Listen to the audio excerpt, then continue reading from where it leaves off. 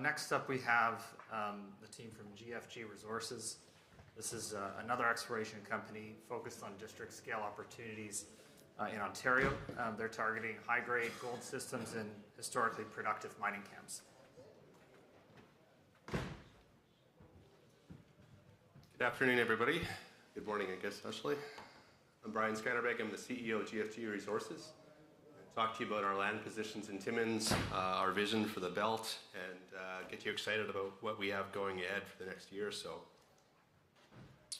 I'm an explorationist. I'm talking about gold, and I will make forward-looking statements. When we set up GFG, we set ourselves up to be district-scale explorers. I'm going to talk to you about our land positions. We own 900 square kilometers in the Timmins belt. That's just north of Kirkland Lake. It's one of the most productive belts in Canada, and it's an area we're quite focused on and excited about. Timmins has produced about 150 million ounces, greater Timmins area. It's one of the areas where you see gold in all types of settings and very large gold deposits. And there's a lot more to be found there. We're a team that's focused on looking differently, looking undercover. We're specialists in looking beneath 20, 30, 40, 50 meters of cover rocks. And that's what you're going to see us doing, and we're finding gold deposits as we're going about that. Before I get into some of the technical details and details of the story around it, I'm going to talk to you about the balance sheet. We're about a 50 million market cap company. We're well financed. We would have around 7 million cash in the bank. Shareholder registry, very strong. We have Alamos as our largest shareholder. We have the Lundin family over here in Switzerland. A couple other very strong institutional shareholders. High net worth in the US is about 30%. Really chunky shareholder base here. Insiders still own and participate. You can easily look at our SEDI filings and see our recent buying. The chart has perked up lately. We've had a good move over the last month or so. That's driven off some of the work we've done in Timmins, some of the releases, and moving through a large seller that we had over the last year or so. So I think there's been good progression on the share price side. From a people perspective, this team has done it before. We were the management of Claude Resources. We found a great ore body, we put it in production, and we sold it to a mid-tier. So we do have a track record in this space. We're an exploration company. We're one of the groups out here looking for new discoveries. These are rare, exceedingly rare. And the graph shows trends over 30 or 40 years. If you're looking at explorers, you better find the right people that have done it before. This is the high-risk game.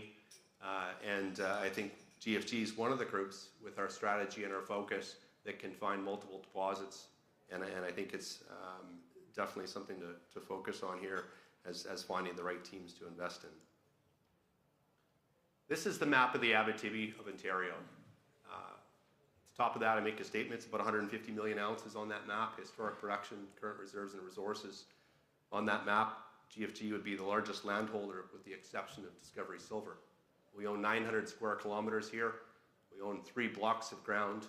They're either east or west of Timmins. Bottom right, that map is the Kirkland Lake camp that we just heard the preceding company talk about. We show a much bigger map here and all of our 3 land positions. There's 7 mills in this map that have capacity for 70,000 tons a day. And if you took it into gold production, this area is making about 1.2 million ounces a year.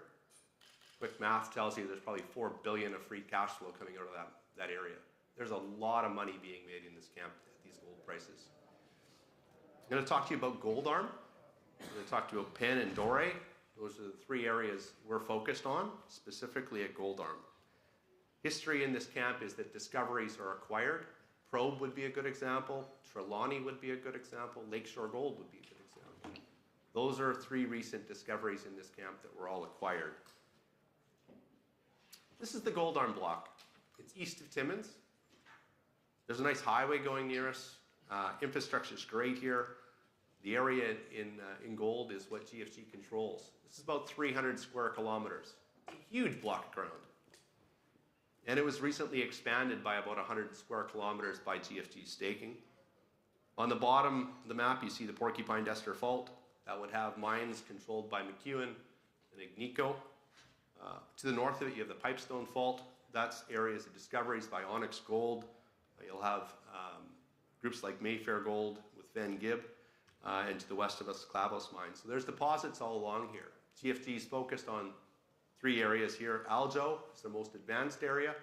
Montclair, also an area we've done significant drilling.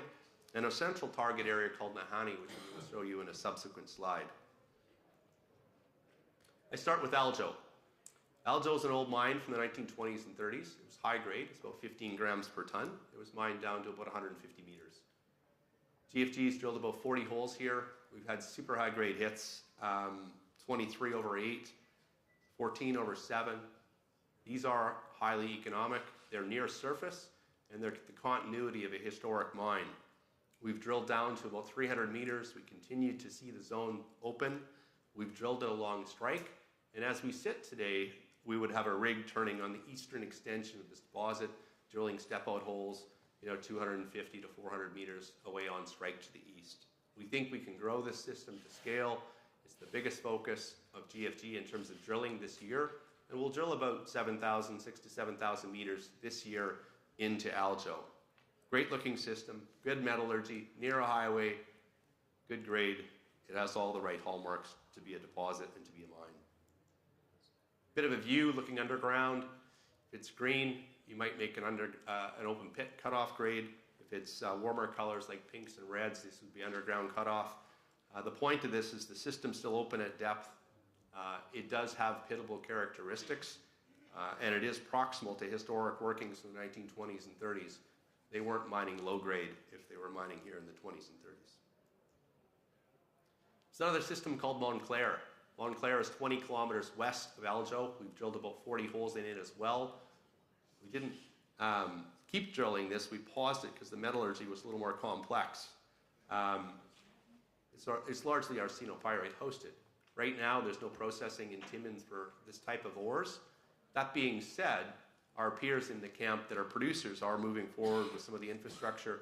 I would point you to Discovery and Pan American that are both talking publicly about the ability to process ores like Montclair. So this is great optionality.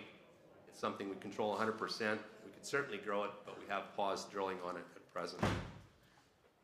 But we have 900 square kilometers. I've talked to you about 2 deposits, but what I can tell you is this company is extremely aggressive and active on the greenfield generative and discovery side as well. We recently added 100 square kilometers to this map.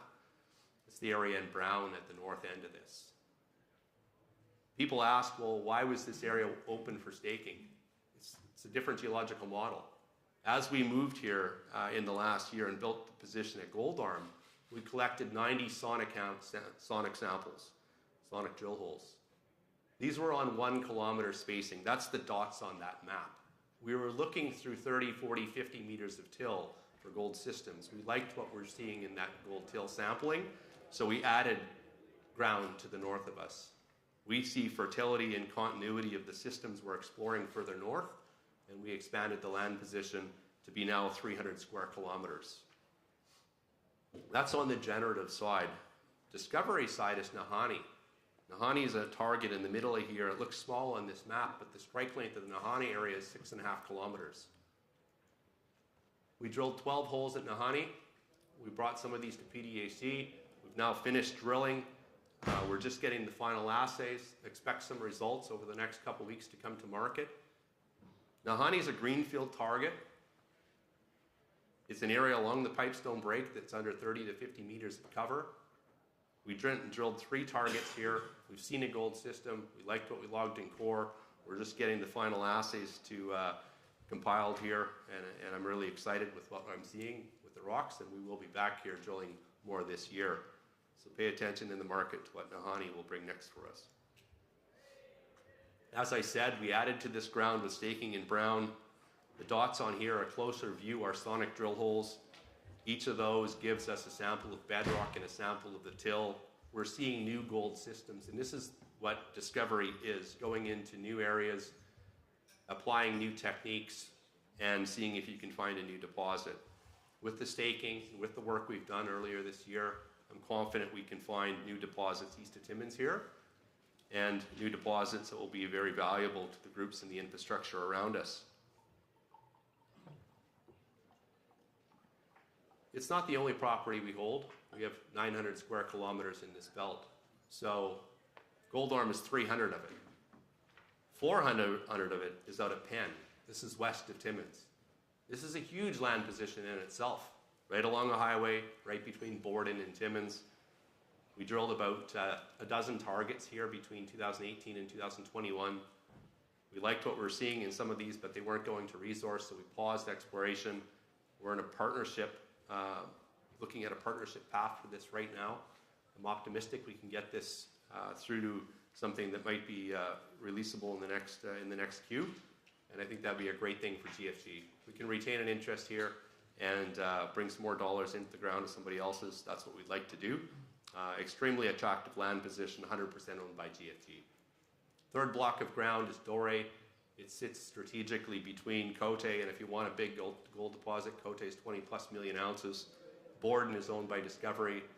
It's a very large gold system as well, and the area in between, a good chunk of it is within the Doré property. So an earlier stage property, but very strategically located. When you summarize the business plan for GFG this year, we'll drill about 10,000 meters. We'll spend right around $5 million, and we'll balance that between growing Aljo, bringing forward the pipeline, testing new greenfield targets like Nahanni, and building the pipeline of targets underneath Nahanni and the Gold Arm property. Penn and Doré have permitted and ready to go programs, and I'm optimistic we'll get a partner to be working these in the near term. Overall, with GFG, you get a team that has a successful track record, you get highly credible shareholders with us, you get a good balance sheet, you get exposure to a belt like Timmins and 900 square kilometers of ground, and I'm really excited for what 2026 may afford us. With that, I'll answer any questions.